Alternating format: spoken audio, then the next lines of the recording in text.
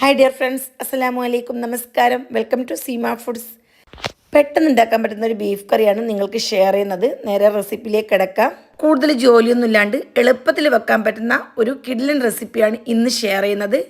ഇതിനു വേണ്ടി ഞാനിവിടെ 1/2 കിലോ ബീഫ് എടുത്ത് വച്ചിട്ടുണ്ട്.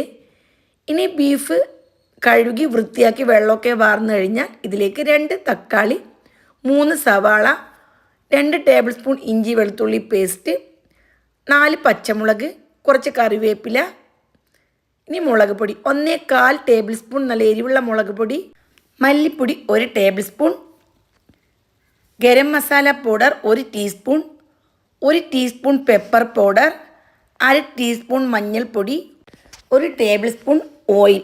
ഇത്രയും കൂടി ഇട്ടുകൊടുത്ത് നന്നായിട്ടൊന്ന് കൈ കൊണ്ട് തിരുമ്മിയെടുക്കണം. ഓയിൽ തികച്ചും ഓപ്ഷണലാണ്.